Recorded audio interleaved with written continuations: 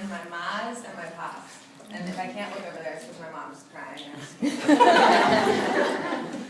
Alright, I was born on December 8th, 1986, into a very loving Catholic family. I was an only child, and that meant that I did get all their attention and love, but I was also very lonely. Just didn't have the other kids or anything like that in the family. When I was growing up, my younger years were definitely very hard for me because I felt very alone to begin with, but then I also had an undiagnosed learning disability, so I was just very angry because I didn't understand what the rest of everyone in my class understood, and I didn't understand why.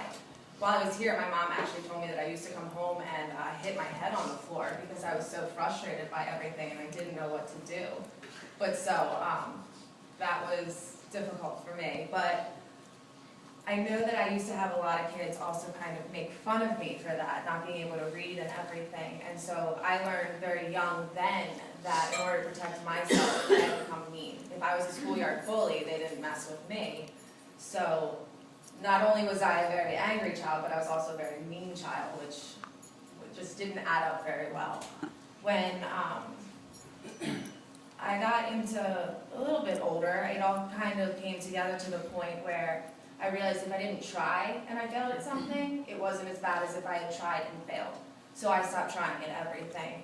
When I was in 6th grade, I believe my mom had cancer, and that was something that really, really affected me. It was devastating, and I didn't know how to deal with it.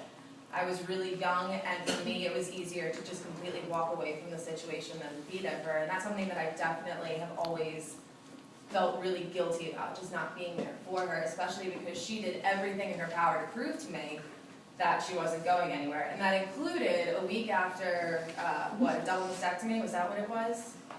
She took me to an insane concert. You know, I mean, that's kind of a big deal. So she always was there just to show me that, and she worked with me my entire childhood, making sure I knew how to read. She was the one who, when the teachers would put me down, she would go in there with blazing army behind her and just put them in their place, and she sat there daily and would help me with everything I needed. And so, you know, the thought of not having that when she was sick, it scared me to death. And so for all my schooling, I never really tried. And when I got into middle school, I realized that when it came to sports, I was good. You know, I had the swimming and the volleyball, and because of school, I thought that was the only time I ever gave my parents a reason to be proud of me. You know, when I excelled in those things, I thought that because they didn't have school and things like that, when they watched me with sports, that's when they could be like, yeah, that's my daughter. That's what she's doing. And so that always gave me a lot of pride, because I also was one of the only kids there that always had a parent. And that was a big thing for me, because like I said, when school wasn't great, I had the sports. But when I was 16, I ended up tearing my knee, and I couldn't play anything, and that sent me into a very, very deep depression. I felt like I didn't have anything whatsoever, and I didn't know what to do about that. And I ended up, I got surgery on my knee, and because of that, I thought that I would be able to go back into sports. So when I started trying to play again, I was not only dealing with depression, but I wasn't as good as I had been. And I remember after practice one night, going home, because I used to hit my hips to get my head back into the game, and I remember being like, well, if I cut myself there, when I hit my hip, it'll hurt even more. So that started a whole nother slew of problems with the depression and cutting that, luckily the cutting didn't last very long, but the depression definitely stayed, never left, it just continually got worse. And so that was something that was very difficult for me, especially because 2 years later, I actually got very, very ill.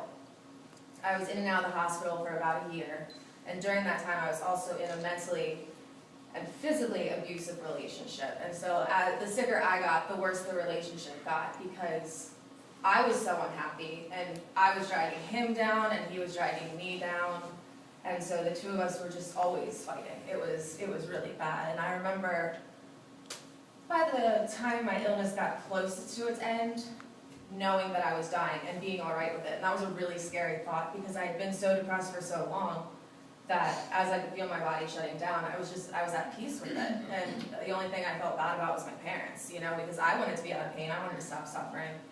So that was a very hard thing for me. When I was 20, I figured I needed to get my life somewhat together. I didn't graduate high school, I got my GED, and I'd always liked doing hair, so I decided to go into hair school.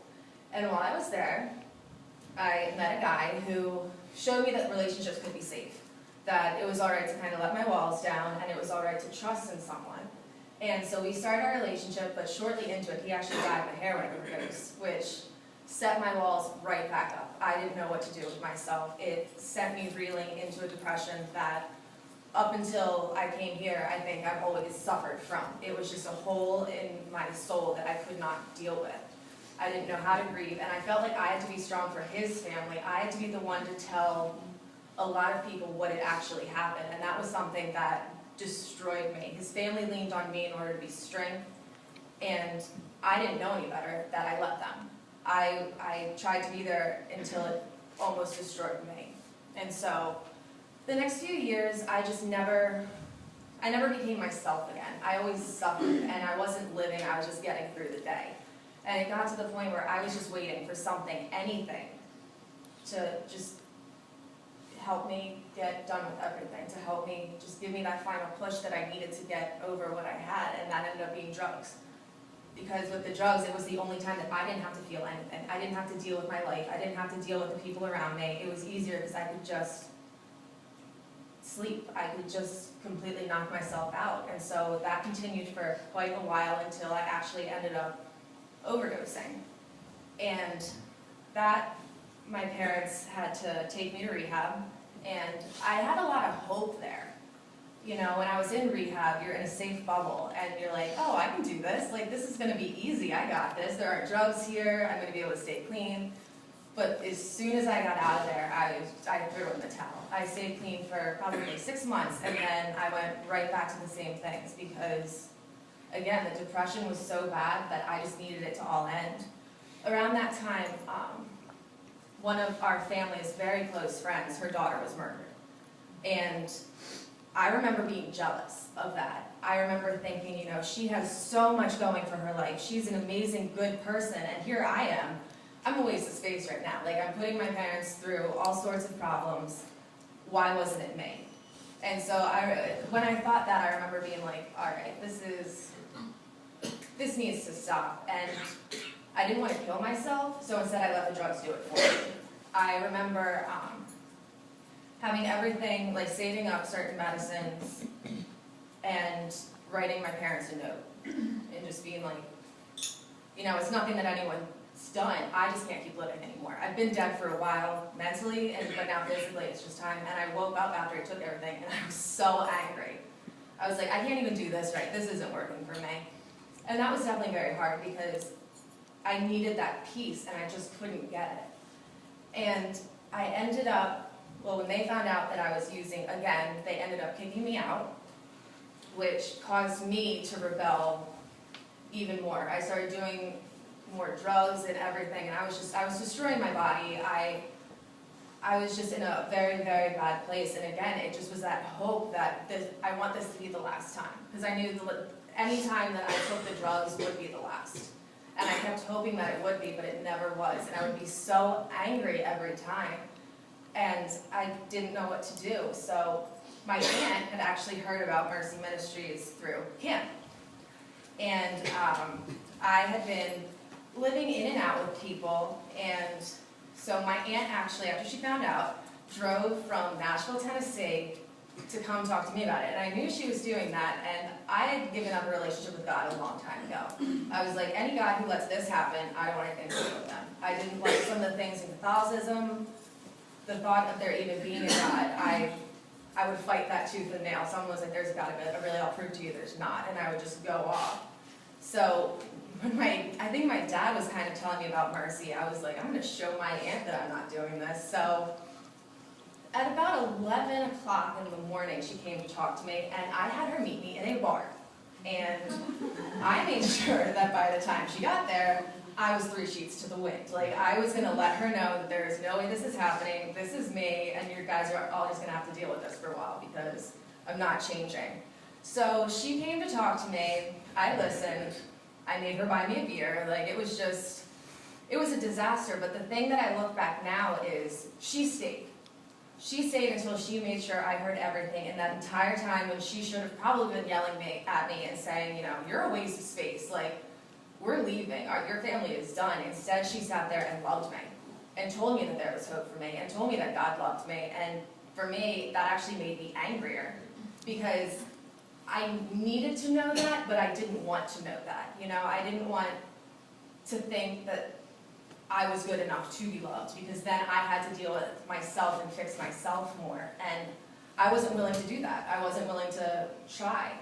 And so I ended up having to go live in a hotel after that, and Kim actually, Joanne, my aunt, had Kim call me, and Kim got on the phone with me. She was like, no, Mercy's great. And I was like, who is this crazy woman? Like, why is she talking to me? And so we had been, it was, I think, only the second time we'd ever talked, and I was high, and she asked if we could pray. I could not even tell you what this conversation was about, but I'm pretty sure I cried the whole time that you prayed, similar to what you were saying, Amy.